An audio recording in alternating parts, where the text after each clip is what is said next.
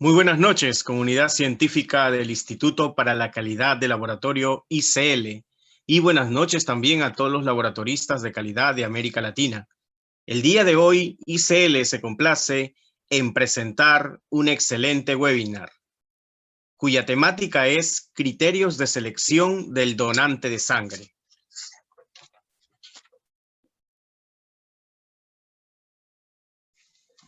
Este webinar estará a cargo de la doctora Mariela Delgado Burga, de Perú. La doctora Mariela es médico patólogo clínico, magíster en medicina transfusional y terapia celular, past president de la Sociedad Peruana de Hemoterapia y Banco de Sangre, y actualmente jefa del Servicio de Medicina Transfusional y Banco de Sangre del Hospital General Santa Rosa de Lima, Perú. Con ustedes, la doctora Mariela Delgado Burga. Muy buenas noches, doctora Mariela. Buenas noches con todos, buenas noches Enrique, buenas noches Arturo. En primer lugar agradecer la gentileza que han tenido en invitarme a participar de este webinar que yo considero es un tema fundamental en la seguridad transfusional. Bueno, entonces creo que podemos pasar a comenzar con el webinar. Y en primer lugar, quería yo decirles que hacer una selección adecuada del donante de sangre es un pilar fundamental para la seguridad transfusional.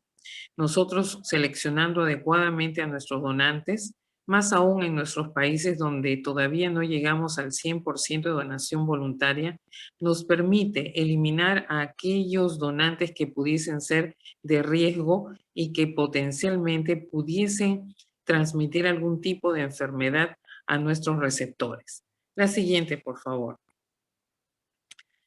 Este proceso de selección requiere que nosotros podamos elegir a las personas más seguras, evitando que donen aquellas personas que puedan significar algún tipo de riesgo para el receptor y con ello también proteger al posible donante. Tengan en cuenta que si nosotros no hacemos una selección cuidadosa de nuestros donantes y dejamos pasar algunos criterios como los que vamos a ver, podemos también poner en riesgo la salud del donante. Muchas veces nosotros creemos que porque la persona tiene una hemoglobina un poquito menor que nuestro límite permitido, bueno, no va a pasar nada, pero no es así. Nosotros podemos hacer que nuestro donante sufra de un cuadro de anemia más severo que lo lleve a requerir un tratamiento médico. Entonces, hay que respetar aquellos criterios que son importantes para que una persona pueda actuar como donante de sangre. La siguiente, por favor. ¿Cuáles son las condiciones en las cuales debe basarse? La siguiente, en las cuales debe basarse una donación segura. Primero, tenemos que respetar los derechos del donante. El donante también tiene derechos. El donante tiene derecho a ser informado de cómo es el proceso al cual se va a someter él mismo, cuál es el procedimiento al cual es sometido la unidad de sangre que él dona. Tiene derecho a saber quiénes pueden ser los posibles receptores, el uso que se dará a su unidad de sangre. También tiene el derecho de saber por qué es excluido, ya sea de manera temporal o de manera definitiva. En resumen, el donante tiene derecho a estar informado. También hay obligaciones del profesional de la salud. El profesional de la salud debe actuar con eso, con mucho profesionalismo, estar capacitado permanentemente para poder absolver todas las dudas y preguntas que puede tener un donante. El profesional de la salud debe estar capacitado para hacer una adecuada extracción sin producir daño en el donante, saber seleccionar para poder conseguir que los productos sean de la mejor calidad. Y obviamente los derechos del receptor, porque nuestro receptor o paciente tiene derecho a recibir la mejor unidad de sangre o componente, aquel que sea más seguro, aquel que sea compatible con su sangre, y el receptor tiene el derecho de decidir si quiere o no quiere recibir una transfusión de sangre. Yo creo que ese es un tema importante que estamos dejando pasar un poco, que los médicos tratantes no están preguntando al receptor o al paciente si desea una transfusión de sangre o si existen alternativas médicas para tratar la anemia, que pudiese ser uno de los casos por las cuales se está cursando. Nuevamente, estamos viendo en los hospitales que los médicos están solicitando muchas unidades de sangre para subir hemoglobinas para hacer procedimientos o intervenciones quirúrgicas, algo que ya habíamos conseguido disminuir de manera importante, actualmente se está presentando nuevamente. La siguiente, por favor. Tengan en cuenta que con la selección del donante nosotros no queremos discriminar a nadie, sino queremos reducir riesgos. Si, por ejemplo, solicitamos un documento de identidad es porque tenemos que estar completamente seguros que la persona que está donando es la misma que se identifica con su DNI o su pasaporte. Entonces, tenemos que cumplir con los requisitos que se nos piden. También debemos proteger y resguardar, como ya lo hemos mencionado, la salud de los pacientes y nuevamente proteger al donante mismo. La siguiente. ¿En qué consiste este proceso de selección del donante? La selección incluye aplicar formularios de interrogatorio que son una entrevista. Y con eso quiero dejarles en claro que es una conversación la que deben tener ustedes con su donante para poder obtener la mejor información en base a la confianza. No nos podemos poner frente a un computador y preguntar sistemáticamente como si estuviésemos en una oficina administrativa por aquella información que es vital para decidir la aptitud de un donante. El segundo paso es el examen físico, y el examen físico no solamente es medir la presión o la temperatura, que ahora la podemos medir en cualquier momento al acceso de las instituciones de salud, sino evaluar físicamente, por ejemplo, si existen lesiones de piel en la zona donde nosotros vamos a intentar la puntura de extracción, evaluar correctamente las venas. Muchas veces los donantes no aceptan ser diferidos por tener venas de difícil acceso, pero ya nosotros sabemos por experiencia que con una vena de difícil acceso probablemente no se va a culminar la donación y el donante va a quedar maltratado por el grosor, el calibre de las agujas con las que trabajamos. También debemos aplicar un formulario de autoexclusión para que la misma persona que no esté apta se autoexcluya. Pero para eso hay que dar información. Previo a la aplicación del formulario de autoexclusión, nosotros debemos informarle al posible donante de todos aquellos riesgos a los cuales podría someter si su donación no es adecuada. Si es una persona que no cumple con los requisitos, si es una persona de riesgo, pudiese estar transmitiendo alguna enfermedad durante o en la transfusión de la sangre donada. También incluye este proceso de selección las pruebas de laboratorio para descartar las enfermedades hemotransmisibles y garantizar la compatibilidad de la unidad al momento de la transfusión. La siguiente. Es importante, como les he mencionado, un asesoramiento previo, porque permite informarle al posible donante acerca de los factores de riesgo. Tenemos que informar acerca de conductas de riesgo, estilos de vida poco saludables, consumo de medicamentos que son un riesgo para el receptor y también puede ser un riesgo para el donante. Comprobar que nuestro probable donante conoce los factores de riesgo. Mire, a mí me ha pasado y yo generalmente en esta charla doy muchos ejemplos. Nos ha sucedido de algún donante que se acerca al servicio y se le hace preguntas acerca de acudir a un prostíbulo. Entonces esta persona nos contestó que no había ningún problema, que sí, que él acudía a prostíbulos con mucha frecuencia, pero que siempre acudía con la misma persona. O sea, ni siquiera tenía el más mínimo conocimiento de que él pudiese ser fiel a la persona que contrataba, pero esta persona pues obviamente tiene múltiples clientes. Así que ese tipo de desconocimiento de los donantes son los que nosotros debemos aclararle para poder hacer una selección adecuada. Hay que explicarle todos los procedimientos involucrados en la donación, qué es lo que vamos a hacer, si le vamos a medir la presión, si le vamos a tomar una muestra del dedo para hacer, no sé, una hemoglobina o para una verificación de grupos, si vamos a tomar un tubo con sangre, para qué tipo de pruebas, explicarle cuáles son las pruebas a las que se va a someter su sangre y finalmente cuál es el camino que va a seguir la unidad de sangre después que ha sido donada. Hay que responder todas las preguntas de los donantes.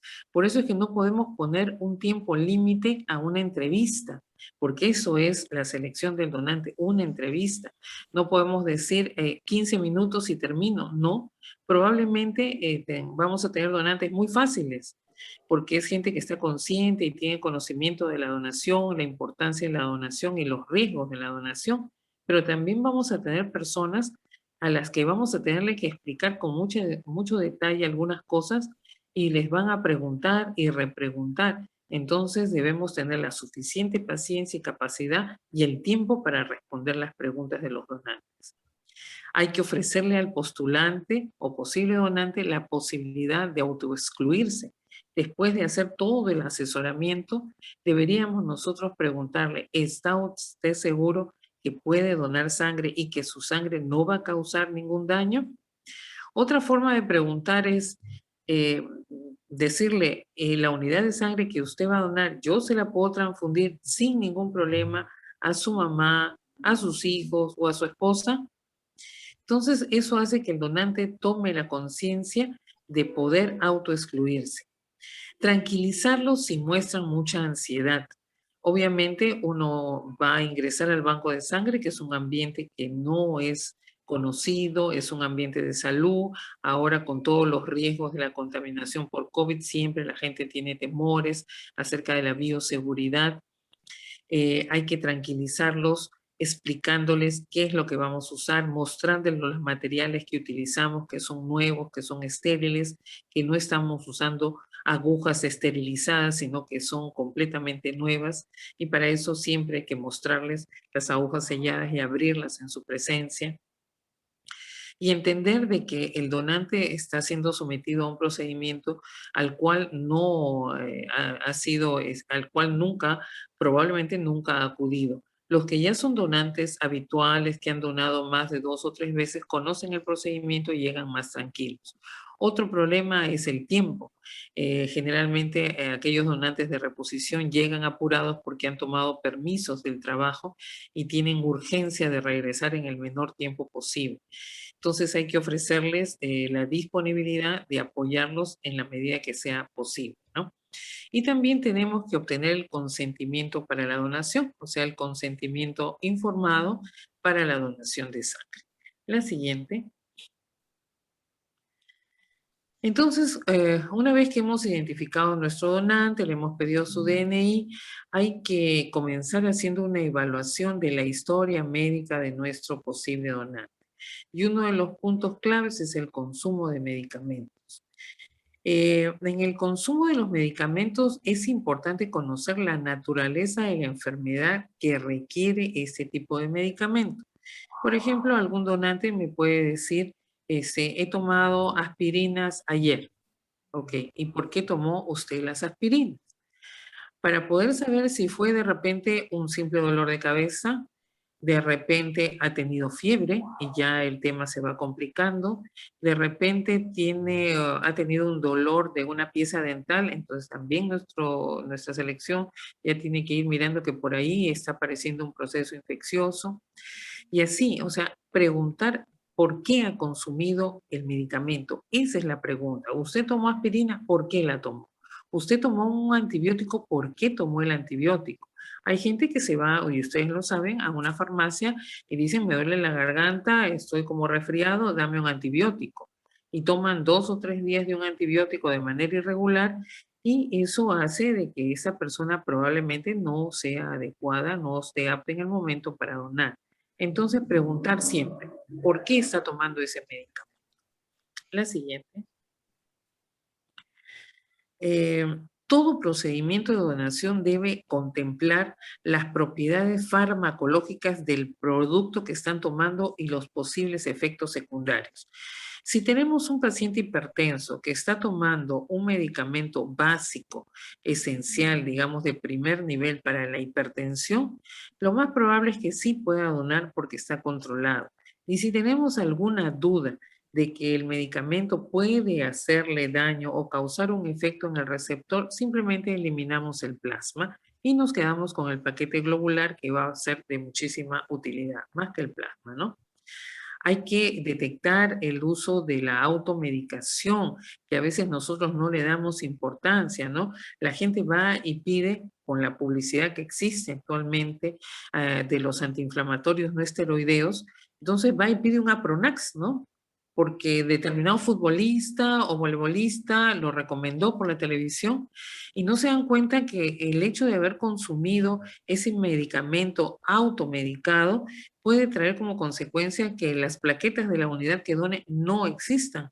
Entonces la unidad no nos va a servir para obtener plaquetas y él tampoco nos podría servir como donante, por ejemplo, de aféresis. No hay que menospreciar los tratamientos prescritos de aquellos medicamentos considerados como blandos. ¿Qué consideramos como medicamento blando? Por ejemplo, las vitaminas, ¿no? Algunos productos de origen natural, ¿no? Que ahora se comercializan mucho por los naturistas. Entonces, hay algunos de estos productos que sí pueden traernos problemas durante la donación y durante, más que la donación, la preparación del componente y que este no sea de la mejor calidad. Hay que preguntar la fecha de la última toma del medicamento y el tipo de medicamento que tomó. De repente también puede ser un paciente que sufre de la tiroides, que toma regularmente un medicamento prescrito por un endocrinólogo. Eso no lo excluye como donante, pero sí nosotros debemos tenerlo registrado para poder saber la próxima vez que acuda a donar si es que el paciente sigue tomando la medicación, si es que ese donante sigue tomando la medicación, si ha mejorado con el tratamiento, si se le ha cambiado de tratamiento e involucrarnos un poco más en la salud de nuestro donante. La siguiente. Existen diferentes tipos de drogas o medicamentos que usualmente las personas consumen, ¿no? Por ejemplo, la aspirina, que ya la mencionamos, los antiinflamatorios no esteroideos, y eso hace que la persona no pueda donar plaquetas por aféresis si han sido tomadas en las 48 horas previas al procedimiento. Eso hay que explicarle al donante. Si es un donante de muy buena calidad, que tiene buen recuento de plaquetas, que tiene buen acceso venoso, tal vez diferir, si no es muy urgente el procedimiento de aféresis, diferirlo las 48 horas para que pueda actuar como donante. Hay que recordar que la aspirina afecta a la función plaquetaria por inhibición de la ciclooxigenasa. Entonces, en el caso de la aspirina, probablemente vamos a tener una cuenta normal de plaquetas, pero la función de la plaqueta está alterada. Entonces, de nada nos sirve extraer un componente donde las plaquetas no van a funcionar.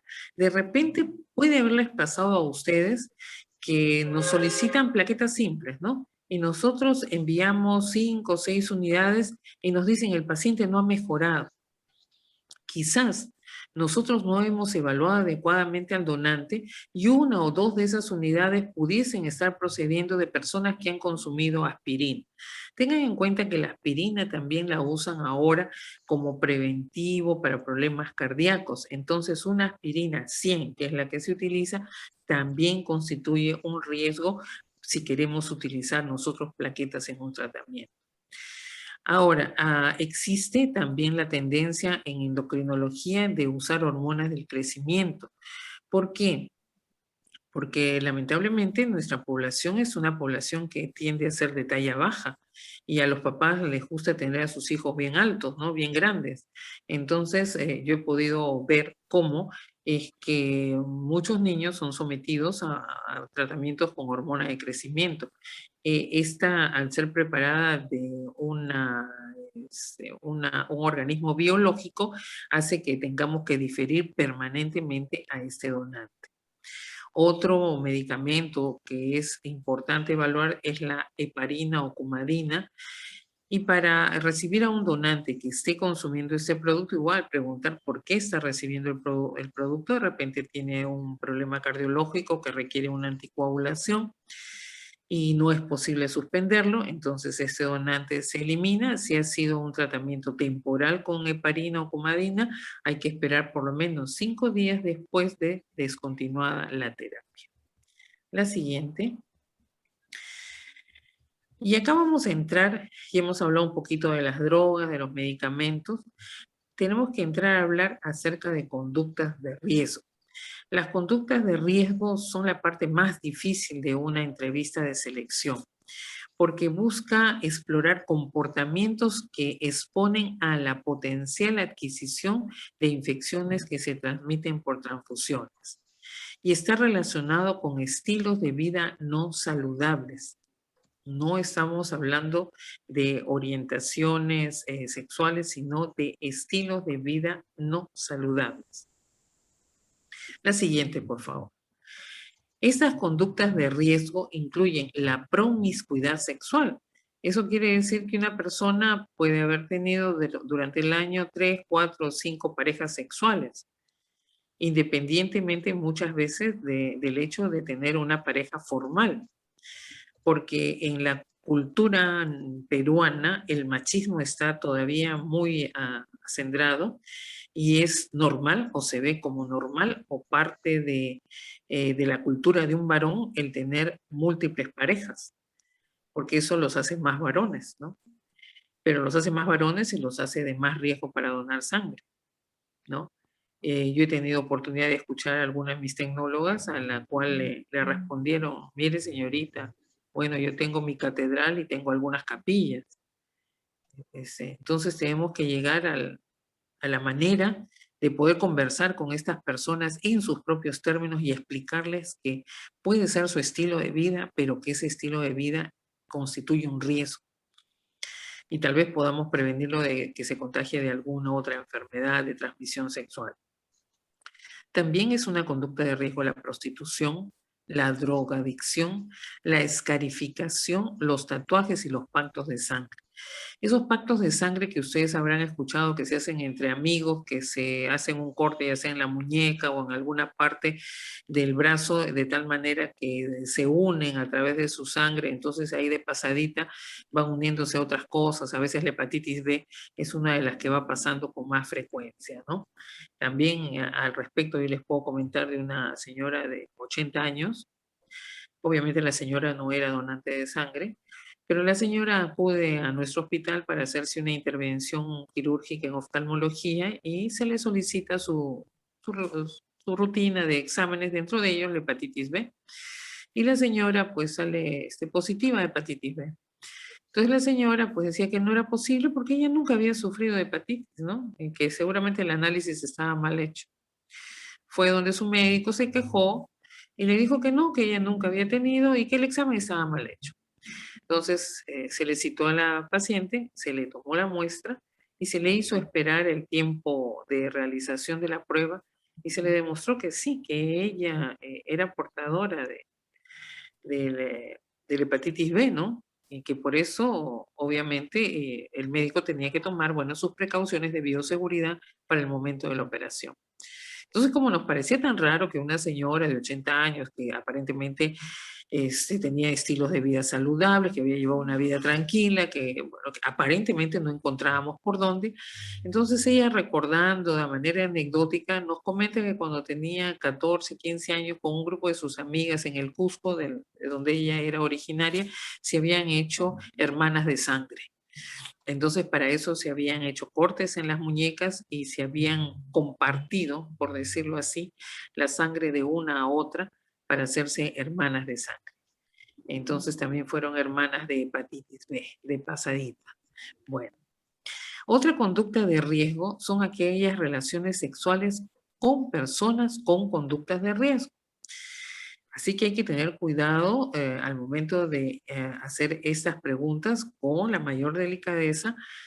Preguntar si cuando se ha tenido una relación sexual, la persona con la que han tenido la relación sexual es la pareja convencional o es una persona, digamos, informal, que la conocieron en una reunión y bueno, en la calentura del momento tuvieron una relación o un intercurso sexual, pero sin mantener ningún vínculo de ningún tipo y no volvieron a ver a la persona, porque eso hace que el donante sea de riesgo. Muy bien, la siguiente, por favor. Entonces, hay que tener conciencia de cuándo excluir. ¿Cuándo excluir? Si en el último año el donante o su pareja, miren hasta dónde tenemos que llegar, ¿ah? Donante o pareja han tenido relaciones sexuales con una persona que no sea su pareja estable y no ha utilizado preservativo. También excluimos si el donante o su pareja han tenido relaciones sexuales con múltiples parejas. Tengan en cuenta que a pesar que nosotros no lo vemos, existen algunas conductas de riesgo en los cuales hay intercambio de parejas sexuales y se ve como muy normal que una pareja de un matrimonio intercambie parejas con otro matrimonio. Y eso se puede encontrar en las redes sociales con cierta frecuencia actualmente. Hay que tener la consideración de excluir si el donante o su pareja en el último año han tenido relaciones sexuales con personas que se dedican a la prostitución, y hablamos prostitución masculina y prostitución femenina. Si bien es cierto, este año casi y medio de la pandemia y en las épocas más duras nos comenzaron a ocultar esa cara triste de nuestra ciudad, tenemos que recordar que los jóvenes varones ya ahora también practican la prostitución. Miraflores era uno de los focos de mucha más frecuencia para hacer contactos de señoras pudientes que buscaban parejas o de varones pudientes que también buscaban parejas. Y esas parejas obviamente o eran prostitutas, mujeres o varones. Entonces, cada vez se va complicando más nuestro interrogatorio, nuestra conversación. Por eso yo les digo, hay que conversar, y para poder llegar a tocar estos temas, primero hay que informarle al donante de todos los riesgos que existen para que el donante pueda abrirse. No es solamente preguntarle, ¿usted ha ido a prostíbulo? Sí, no. ¿Usted ha tenido relaciones con una persona a la que le ha pagado? Sí o no. No, así no funciona. El tema de la entrevista funciona cuando ustedes, mirando cara a cara a su posible donante, comienzan a conversar para que esta persona se pueda abrir con toda confianza y decirles los riesgos a los que puede haber estado sometido. La siguiente, por favor. Tampoco vamos a recibir a un donante si el donante o su pareja alguna vez han tenido relaciones sexuales con una persona que se conoce que tiene VIH positivo, o una persona que ha sido tratada con factores de coagulación derivados del plasma. No estamos hablando de los medicamentos, sino estamos hablando del plasma o del crioprecipitado, que por muchos años antes de que ingresaran los medicamentos o los productos, los factores de coagulación farmacológicos, tenían que recibir tratamiento con plasma o con crioprecipitados, ¿no? Entonces, hay muchas personas hemofílicas que recibieron ese tipo de tratamiento y que contrajeron un VIH por los volúmenes tan altos de los componentes de plasma que se transfundían. Tampoco vamos a recibir a un donante si este donante o su pareja se ha inyectado drogas alguna vez en su vida. La siguiente. Entonces, la entrevista requiere de una actitud de la persona que realiza la entrevista. No todos podemos entrevistar. Eso es lo que quiero que se metan en la cabecita. No todos podemos entrevistar. Hay personas que tienen muchas cualidades para entrevistar. Hay personas que saben manejar los temperamentos de los donantes. Hay otros que no. Atender a un donante y atender público en general no es fácil, porque uno recibe una carga emocional fuerte. Entonces, nosotros en las campañas de donación o cuando tenemos muchos donantes en el servicio, rotamos al entrevistador cada cierto tiempo, porque el entrevistador se comienza a sobrecargar con toda la emocionalidad que trae el donante. Entonces, yo siempre recomiendo que se evalúe en términos de identificar quiénes son aquellos, aquel personal de salud que trabaja con nosotros que tiene las mejores cualidades para entrevistar. Y aquellos que no tienen la cualidad para entrevistar tendrán otras cualidades, ¿no?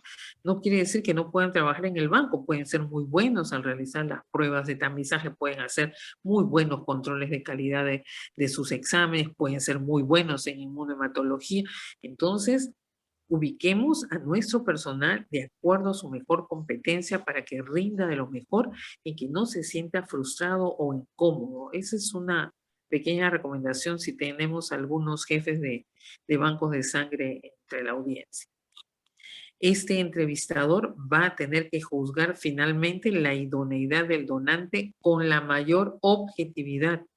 No puede dejarse llevar por sus propias convicciones o creencias, incluyendo las religiosas. Tiene que ser, a ver, un poquito intentando llevarlo al fútbol, de repente como el referee que debería ser lo suficientemente imparcial para saber a quién le coloca la tarjeta roja y a quién le pone el amarillo. Y cuando tenemos pues un referee que se deja llevar por su propia emocionalidad, entonces ahí tenemos problemas. Más o menos lo mismo sucede acá. Siempre recordar que toda persona mayor de 18 años y con buena salud puede donar, que es nuestro trabajo como entrevistadores conseguir la mayor información posible para determinar su idoneidad y que no se sienta frustrado esta persona por no poder donar. Y eso nos ocurre con mucha frecuencia en las campañas de donación. Gente que llega muy entusiasmada, pero por ahí está consumiendo un medicamento para tratamiento de repente del acné que no le permite donar. Y tratar de hacerlo sentir bien, invitarlo a que de alguna manera forme parte de nuestra comunidad captando donantes que puedan realizar las donaciones, pero que nuestro donante cuando salga del banco de sangre no salga sintiéndose mal. La siguiente.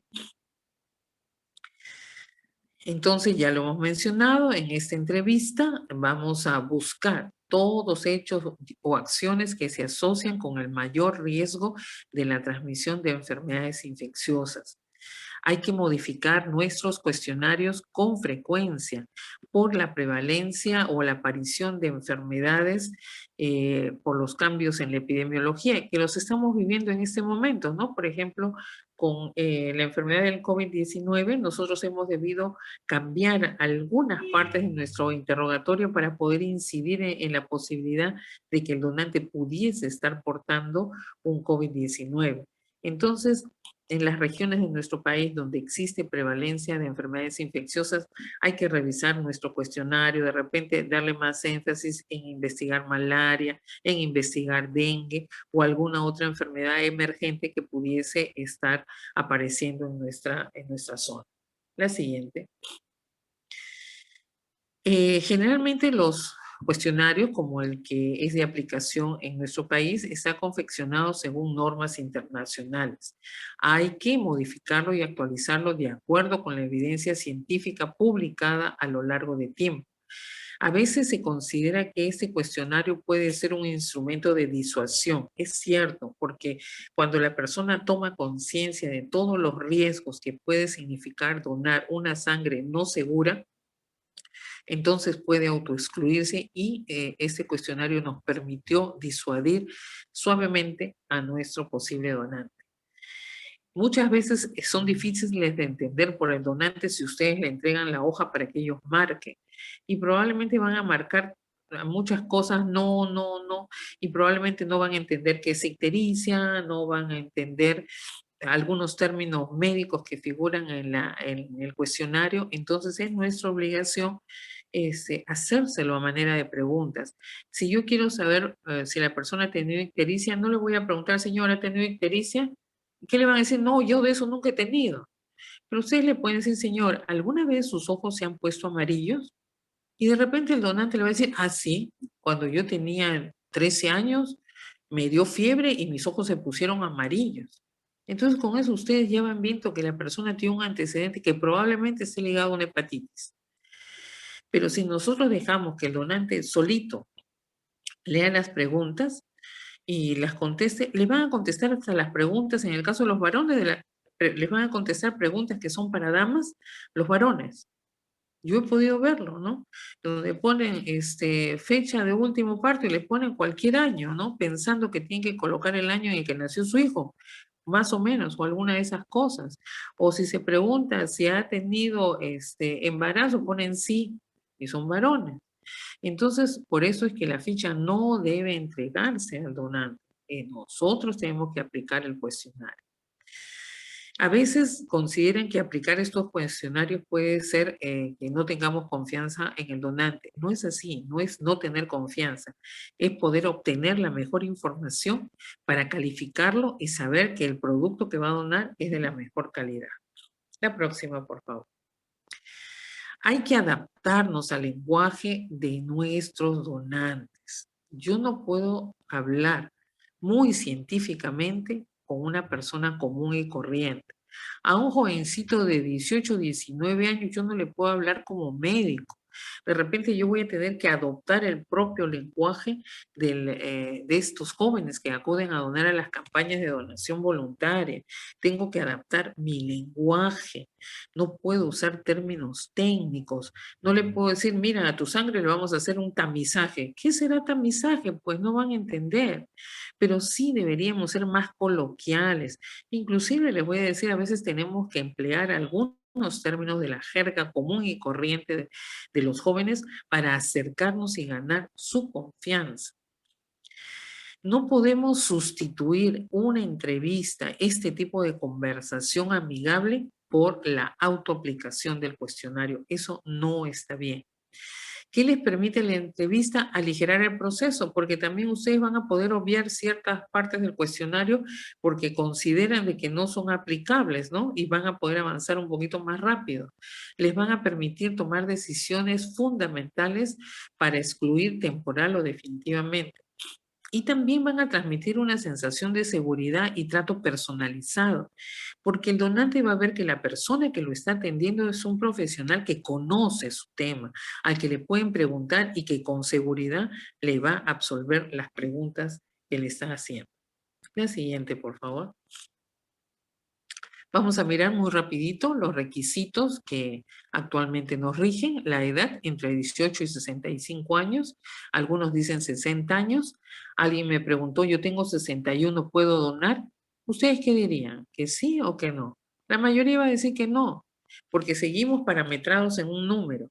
Pero si esta persona que tiene 61 años es saludable, nunca ha tenido estilos de vida inadecuados, tiene la voluntad de donar y puede darnos una muy buena unidad de sangre, ¿por qué lo voy a excluir?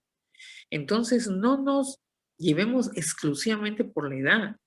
Ponemos ese límite porque es una norma nacional y hay que respetarla, pero si yo como médico estoy evaluando y una persona de 68 años viene, es completamente sana, es deportista, es un buen donante, yo lo recibo. En Estados Unidos y en parte de Europa se reciben donantes hasta de 80 años, considerando todos estos aspectos médicos del donante para no ponerlo en riesgo al propio donante. En el caso del peso, sí debe ser superior a 50 kilos, sobre todo cuando hablamos de damas, porque las señoritas son a veces de talla baja y de poco peso. Entonces, estamos extrayendo más volumen circulante del que deberíamos. Y eso es lo que sí tenemos que tener en cuenta. ¿Se les puede extraer a aquellos que pesan 50 kilos? Sí se puede, pero la recomendación es hacerla dentro de un banco de sangre bajo ciertas condiciones controladas. Cuando hablamos de presión arterial, tenemos que considerar la diastólica, que conocemos como baja, que debe tener entre 50 a 100 milímetros de mercurio, y la sistólica o alta, que debe estar entre 100 a 180 como máximo. Tengan en cuenta que una persona que llega a donar va a llegar estresada. Estresada porque tiene la preocupación del familiar que está enfermo, estresada porque va a donar y en el trabajo le han dado permiso de tiempo limitado o es la primera vez que se acerca a donar. Y eso puede hacer que la presión suba un poco. Entonces la recomendación es que ustedes midan la presión por primera vez y si ven que está un poquito elevada, seguir conversando con la persona, de repente irle tomando la muestra y repetir la toma de la presión unos 10 minutos después de la primera toma.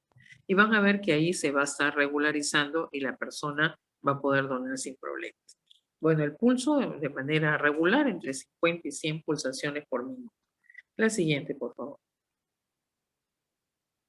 Acá tenemos este dibujito que les hemos traído a nuestro donante, que lo estamos pesando, que le hemos tomado la presión y la temperatura para que se nos quede grabado cuáles son estos 3 parámetros. La siguiente.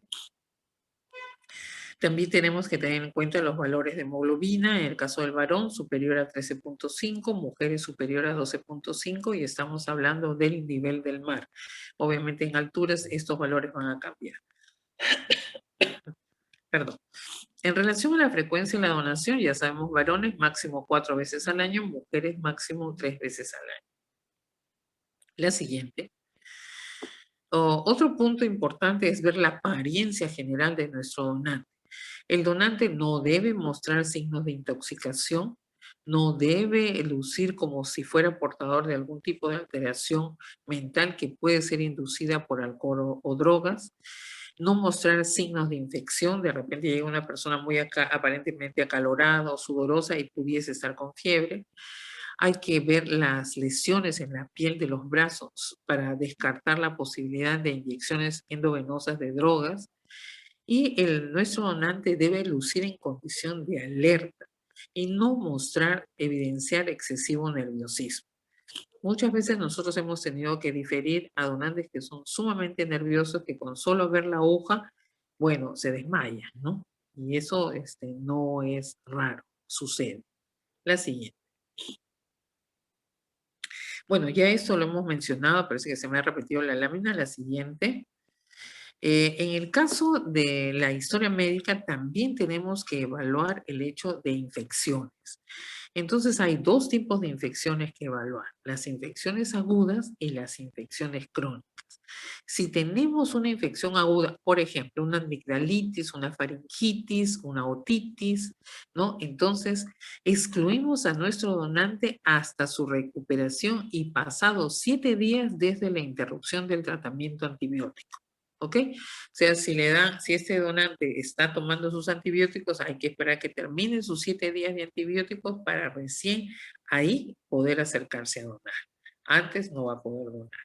Y si es una infección crónica, la exclusión es definitiva. Hablamos de infecciones crónicas, por ejemplo, osteomielitis, tuberculosis, ¿no? Que son enfermedades que son, obviamente tienden a la cronicidad y que no van a permitir que la persona pueda donar porque lo va a poner en riesgo, obviamente. No incluidos con este tema de infecciones aquellas personas con infección micótica superficial crónica con tratamiento local. Ahí hablamos de las onicomicosis. Tenemos personas que tienen 1 año, 2 años en tratamiento porque las onicomicosis son de difícil superación, pero eso no quiere decir que no puedan donar porque el tratamiento es local. Aún tomen medicamentos vía oral, pueden hacer su donación. El medicamento clásico en estos casos es el fluoconazol. Entonces, si una persona está tomando fluoconazol por una micosis superficial, básicamente onicomicosis, no tenemos que excluirlo. Excluimos por 2 años a los pacientes que han tenido TBC y que se han recuperado y que tienen el alta médica. Generalmente encontramos que muchos de ellos no consiguen el alta médica, por eso es preferible hacer la exclusión definitiva. En el caso de los que han sufrido de brucela y osteomielitis, también es preferible hacerles una exclusión definitiva porque estas enfermedades aparentemente entran en un cuadro de apagarse un poquito, pero nuevamente recrudecen y tienen que seguir tomando antibióticos por largo tiempo. La siguiente. Ya hablamos de los antiinflamatorios no esteroideos, que no los vamos a utilizar para preparar concentrados de plaquetas. La siguiente. Hablamos de la hipertensión, que la hipertensión grave tiene mala tolerancia a cambios hemodinámicos y ahí hacemos una exclusión definitiva. ¿Cómo podemos determinar si es una hipertensión grave? Preguntándole a la persona qué medicamentos toma para la presión. Ustedes conocerán, por ejemplo, el enalapril, que es uno de los medicamentos más comunes. Si su donante tiene una presión controlada en el momento y está tomando enalapril, no pasa nada y puede donar. Pero si la persona que llega a donar tiene una presión, por ejemplo, 14,9 y está tomando 2 medicamentos para la presión y un diurético, a ese no lo recibo, porque lo voy a poner en riesgo. Probablemente le voy a sacar la unidad y yo me voy a quedar con la sangre, pero esta persona puede hacer hasta un infarto en el lugar donde está realizando la donación. Entonces, de ahí la importancia de preguntar el tipo de medicamentos que se toma, ¿no? Por eso ahí les pongo que no aceptar donantes tratados con más de 2 tipos de hipotensores. La siguiente. En el caso del acné, nosotros que estamos trabajando mucho en donación voluntaria, tenemos bastantes jóvenes y tenemos jóvenes que acuden con acné. El hecho que presenten acné no es motivo de exclusión, pero existen preparados que son teratogénicos y se acumulan en sangre por periodos largos. Entonces hay que preguntarle al joven, a la dama o el caballero que acude a donar, qué tipo de producto está utilizando para tratar su acné. Si es un tratamiento tópico o tratamiento con antibióticos suaves como la eritromicina o la tetraciclina o el Diane, que es un ciclador hormonal, no hay ningún problema. El uso de cremas, jabones tampoco excluye la donación. ¿Qué es lo que excluye? Por un mes, si estamos tomando isotretionina, que es el Roacutan, y excluimos por 3 años si utilizamos o el paciente, el donante utiliza neotigazón. Con esos productos es que nosotros excluimos, porque se acumulan en la sangre por un periodo largo, son de terapia sostenida. Pero si nos dicen que se lavaron con un jabón, se echaron una crema local o se hicieron un peeling, no pasó nada. Puede donar. La siguiente. Acá tenemos el cuadrito para que lo recuerden. El tigazón es teratogénico, el periodo de diferimiento es permanente, el acutáneo, proscar o propecia es teratogénico. Se derivan o se excluye un mes después de la última dosis.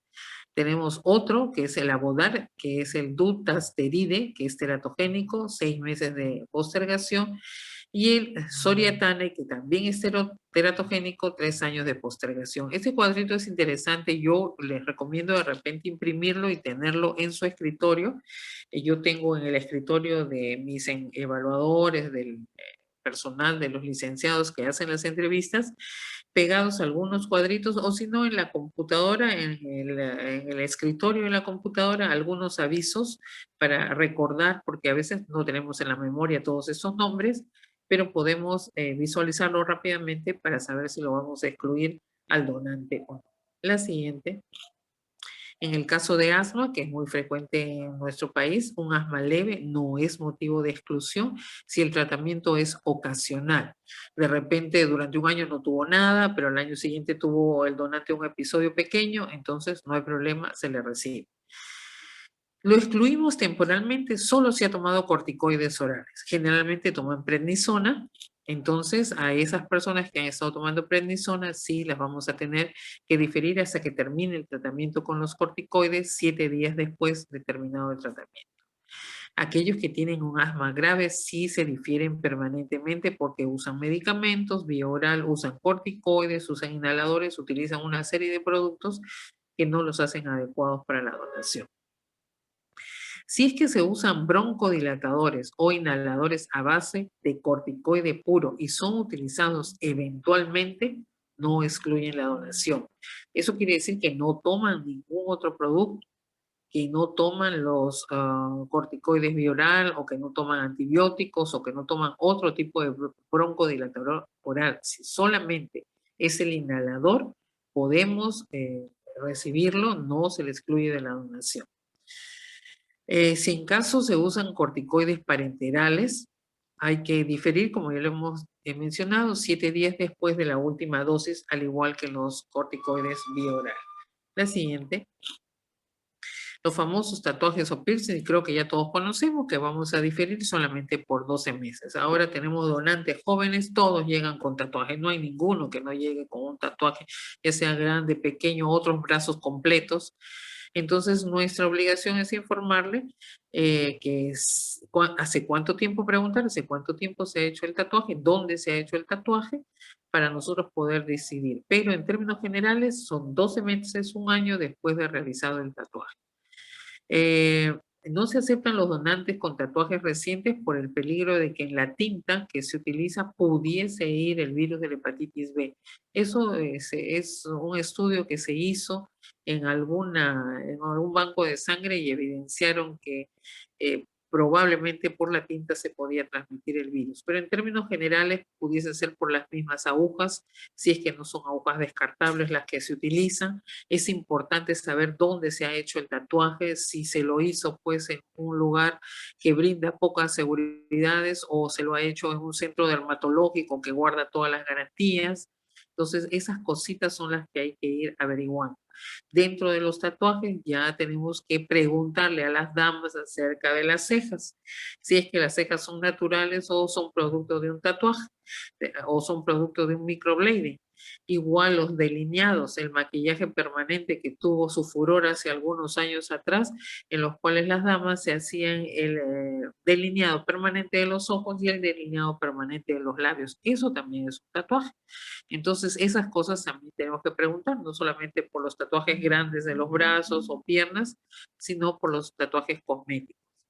En el caso de los tratamientos con acupuntura, que actualmente son muy vigentes, hay que preguntar dónde se realizan y si el material que se utiliza es de un solo uso, si es descartable. Igual, si la persona está sometiéndose a tratamientos de acupuntura, aún sea con material descartable, cuando el material que se utiliza no es descartable, sino les utilizan agujas reutilizables, hay que diferirlo por 6 meses. Entonces, también hay que preguntar por el tema de acupuntura. Y como ven, a cada momento se nos complica más y más la entrevista. Vamos a hablar de vacunas. La siguiente, por favor. Si la persona ha sido vacunada con toxoide no preparado con organismos vivos, no lo diferimos. ¿Cuáles son las que se difieren? Aquellas vacunas preparadas con organismos vivos atenuados. Por ejemplo, diferimos por 2 semanas si la persona ha sido vacunada por sarampión, paperas, polio oral o fiebre amarilla. Diferimos por 4 semanas si la persona ha sido vacunada por rubiola, varicela zoster o la antitetánica. Otras vacunas diferimos por 12 meses. Por ejemplo, la inmunización de la rabia. Muy bien, la siguiente. En el caso de cirugías mayores y menores, vamos a tener que investigar si la persona ha sido sometida a una intervención quirúrgica en los últimos 6 meses. Y ahí vamos a preguntar si fue una cirugía mayor o una cirugía menor. Una cirugía menor pudiese ser una cirugía laparoscópica, ¿no? Que no recibió ninguna transfusión de sangre, igual lo diferimos 6 meses. Si fue una cirugía mayor y se le puso sangre, por ejemplo, hubo un evento abdominal grande y tuvieron que hacer una operación clásica abriendo el abdomen, entonces, y le pusieron sangre de remate, entonces diferimos 1 año.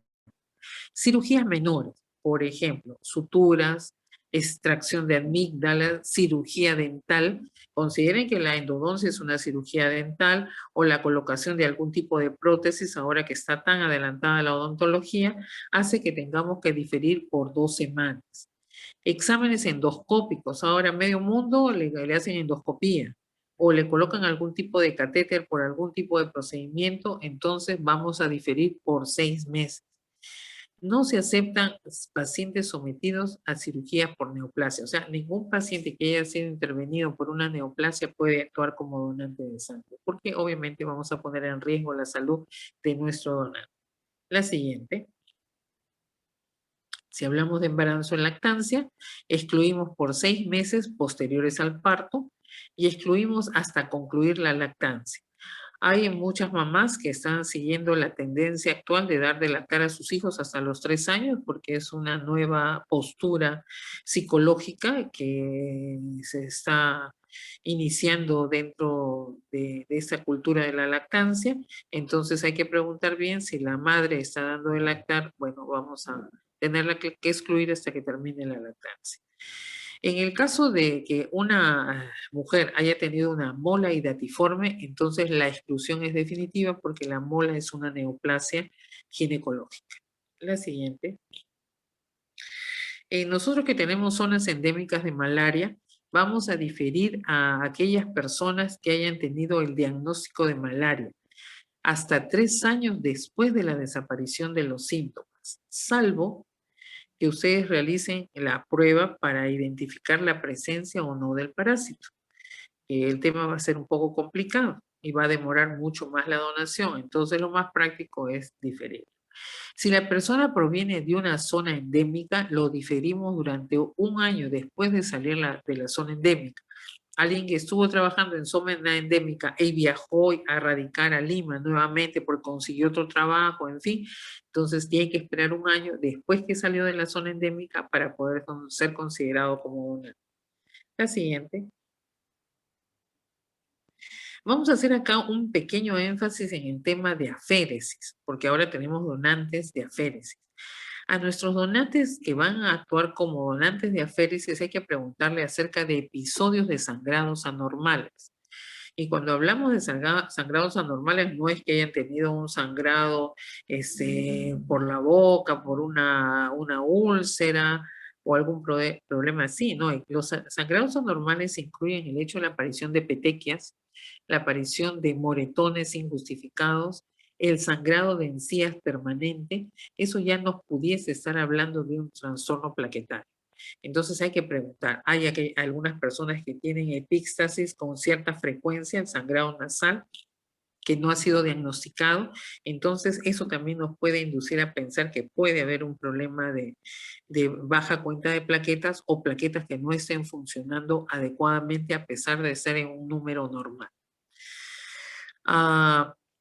También tenemos que preguntar a nuestro posible donante de aféresis si ha tenido retención hídrica, sobre todo si van a utilizarse esteroides o expansores del plasma en algún momento.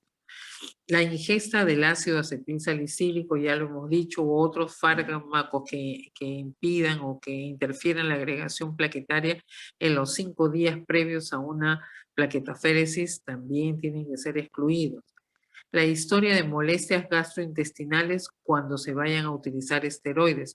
O sea, si yo a mi donante de aféresis le pregunto si tiene algún trastorno gastrointestinal, ardor, no sé, quemazón en la boca del estómago, y esta persona pudiese estar siendo medicada con esteroides, entonces para donar como aféresis, como donante de aféresis no es lo más adecuado. También preguntar si el donante ha tenido reacciones adversas en donaciones previas, porque de repente esta persona perdió el conocimiento, se ha desmayado por temor, entonces no va a ser un buen donante de aféresis porque va a tener que estar colocado en una máquina como 1 hora y media y es una situación un poco incómoda. La próxima, por favor. Para ir cerrando, vamos a diferir indefinidamente a las personas que ejercen o han ejercido la prostitución. Personas que consumen o han consumido drogas por vía endovenosa. Los enfermos con coagulopatías congénitas tratados con hemoderivados de origen humano. Si son tratados con los productos comerciales no hay ningún problema. Personas con evidencia clínica o de laboratorio de portar VIH. La siguiente. Diferimos indefinidamente hombres que han tenido sexo con otros hombres y por favor acá yo quiero hacerles el hincapié de que no deberíamos tener ningún resquemor de hacer la pregunta. Yo sé que para las damas es más difícil abordar estos temas, pero tenemos que manejarlo de manera muy profesional y preguntar. Yo les quiero mencionar un evento muy, muy triste para mí, sobre todo porque me afectó bastante el hecho de tener un jovencito de 18 años positivo para VIH. Entonces, como yo soy la que tiene que darle la noticia al donante, es bastante chocante, ¿no? Entonces, este joven, cuando llega por su resultado, yo trato de investigar un poco más, leo la ficha de selección que se ha aplicado y veo que él menciona que tiene solo una pareja. Entonces, comienzo a abordarlo y le digo, bueno, mira, en tus pruebas ha salido este resultado que está reactivo. Yo evito decir la palabra positivo porque es mucho más dura. Hay que hacerte otras pruebas para hacer la confirmación. Y mira, va a tener que venir tu pareja, ¿no? La señorita o señora con la que tú tienes una relación.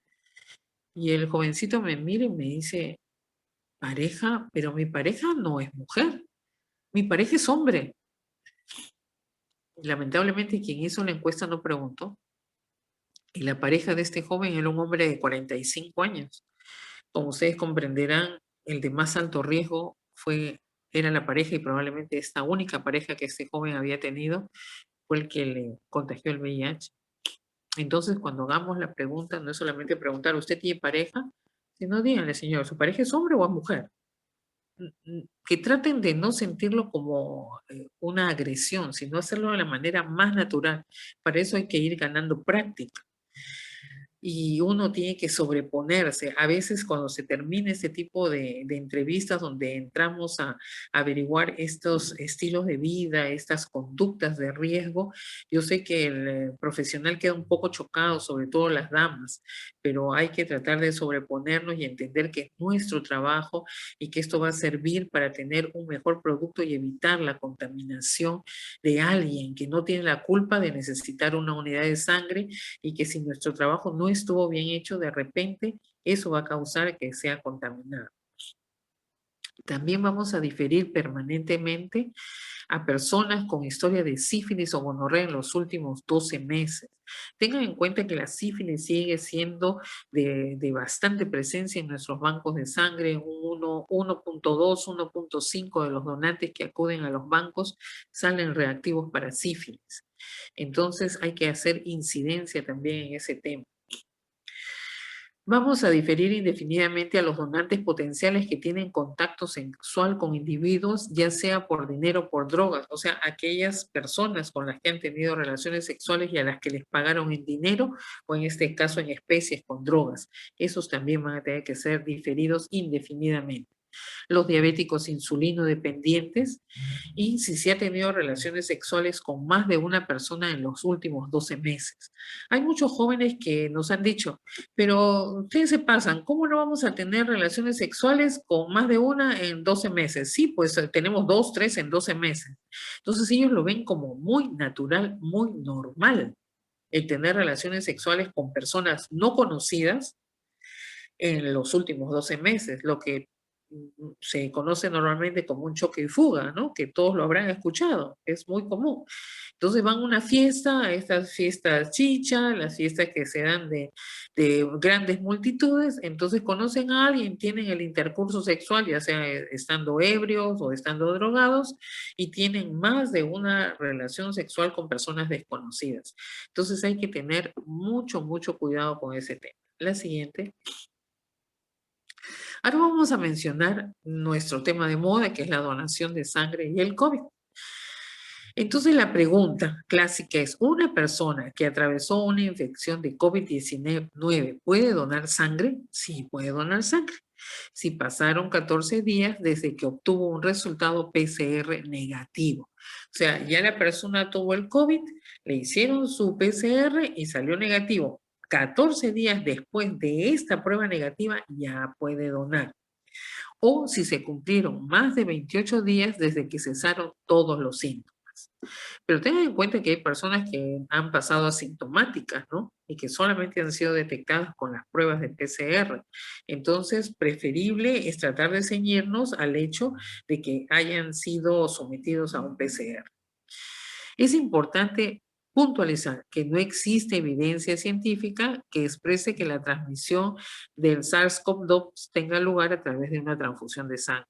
Eso es cierto, o sea, la unidad de sangre que yo reciba de una persona que de repente está en ese momento con el virus, no significa de que la sangre le va a contaminar al receptor con COVID, pero lo que nosotros pretendemos es proteger también a nuestro personal de salud y evitar contagios. Entonces hay que tener esa precaución. porque los donantes que se encuentran en la sala de espera, si es que tenemos una sala de espera o si hacemos una campaña y están haciendo alguna colita, entonces por ahí se pueden estar contaminando entre ellos y también contaminar al personal que está participando en las actividades del banco de sangre. La siguiente. ¿Y puede donar sangre los que recibieron la vacuna de COVID-19? Vamos a ver la siguiente. La donación post-vacunación. Entonces, las siguientes pautas para elegibilidad se aplican para todas las vacunas contra el COVID-19 que hayan sido recibidas, incluidas las segundas dosis.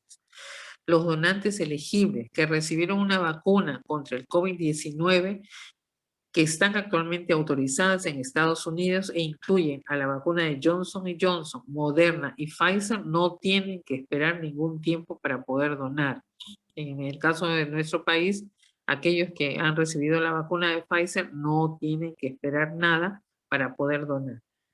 Los donantes de sangre elegibles que no saben qué tipo de vacuna recibieron, se deben esperar 2 semanas después de la última dosis antes de donar. Acá no mencionan nada acerca de la vacuna de Sinopharm, porque este reporte es un reporte americano y obviamente en Estados Unidos no están considerando las vacunas chinas como un producto para vacunar a su población. Entonces, en el caso de nosotros, si hay algún donante que haya sido vacunado con Sinopharm, tiene que esperar 2 semanas después de haber recibido la última dosis. Aquellos que recibieron la vacuna de Pfizer no tienen ningún problema de poder actuar como donantes de inmediato. La siguiente. Ahora yo quiero mencionarles cómo deberíamos atender nosotros a un postulante a donante si este es excluido. Porque no es simplemente que ustedes le digan, ah, ya, chao, gracias, no, ya vete, no puedes donar. No puedes donar por eso, no puedes donar por el otro, no. Si nosotros excluimos al postulante, hay que explicarle el motivo de su exclusión, por qué. Y explicarle que es confidencial, porque a veces llega algún donante y nos dice, por favor, no le digan a mi mamá o mi papá que me ha traído que me están excluyendo porque me fui a una fiesta y tuve relaciones con una persona que yo no conocía. Entonces, hacerlos entender que toda la información entre ellos y nosotros es absolutamente confidencial, que ellos le pueden decir a sus familiares la razón que se les ocurra para haber sido excluidos, que nosotros los vamos a apoyar.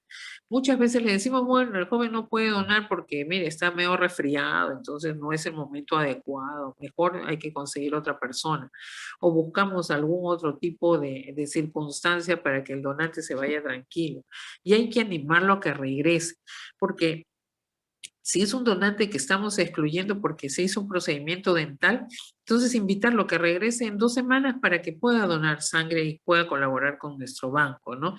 Y hacerle entender siempre a estos postulantes que son diferidos temporalmente que su sangre sigue siendo necesaria, que sigue siendo importante y que cuando pase su periodo de exclusión acudan nuevamente a nuestro banco de sangre o a cualquier banco de sangre donde quieran donar.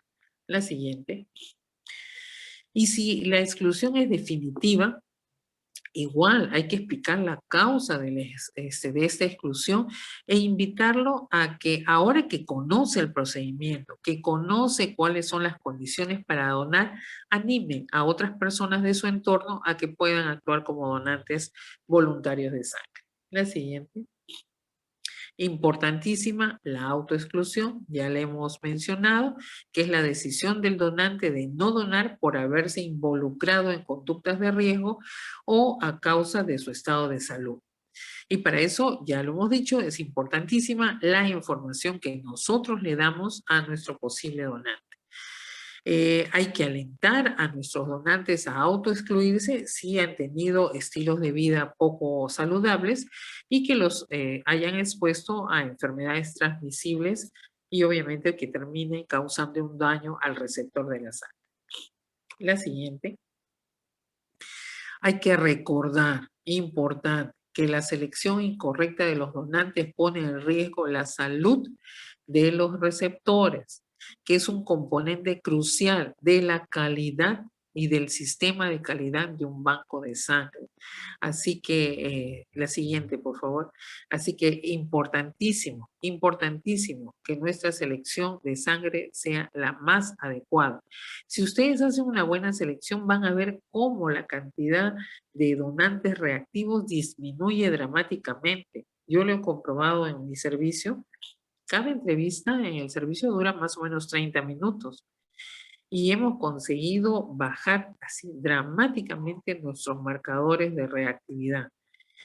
Por ahí eventualmente se nos puede pasar alguna sífilis o se nos puede pasar con mayor frecuencia un core positivo, que el core sigue siendo un marcador que debe reevaluarse si continúa siendo aplicado en los bancos de sangre o no, pero esos son los casos que por ahí se nos pudiesen pasar, pero en términos generales ha bajado muchísimo la reactividad y eso nos da más confianza de la calidad del producto que estamos preparando. La siguiente. También lo mismo que hemos mencionado, denles tiempo a los donantes a que pregunten, no se sientan ni demuestren estar hastiados de tantas preguntas. Tenemos que contar con personal capacitado, adecuado, motivado. Hay que motivar siempre al personal de banco de sangre. En términos generales, siempre deberíamos motivar a todos nuestros trabajadores y a todo el personal de salud, pero en el caso del banco de sangre, el trato con pacientes diario, el trato con público, el trato con los técnicos de enfermería, con los médicos que se vienen a quejar, que les reclaman y que a veces nos maltratan, entonces hace que el personal pierda motivación, entonces hay que tratar de motivarlo de diferentes formas, hay que felicitarlos, hay que agradecerles por su esfuerzo en cada campaña de donación. Los que somos jefes debemos de tratar de darle las condiciones adecuadas en cada campaña a la cual salimos, preocuparnos porque estén bien hidratados, preocuparnos que tengan sus alimentos de manera adecuada, el transporte, que tengan todos sus EPP en estos momentos a disponibilidad para que tengan la seguridad de que están protegidos. Entonces, importantísimo, siempre importantísimo el recurso humano y la calidad del recurso humano. Siempre al donante ofrecerle un asesoramiento previo y garantizarle también lo que ya hemos mencionado, privacidad y confidencialidad. La siguiente. Bueno, entonces con mis dos gotitas, el rey y la reina, yo me quiero despedir y agradecerles por el tiempo que me han dado para poder compartir con ustedes, quizás de manera un poquito apretada, un tema que podría llevar a una conversación con ustedes, porque sería interesante poder discutir diferentes aspectos y experiencias que ustedes también van teniendo, pero esta pandemia nos hace que lo hagamos todo por este sistema de webinars, pero igual estoy a su disposición para cuando tengan alguna consulta, me pueden escribir a mi correo, que se los dicto, es marieladel@gmail.com, con el mayor gusto de absolver las dudas o consultas que puedan ustedes tener. Muchas gracias.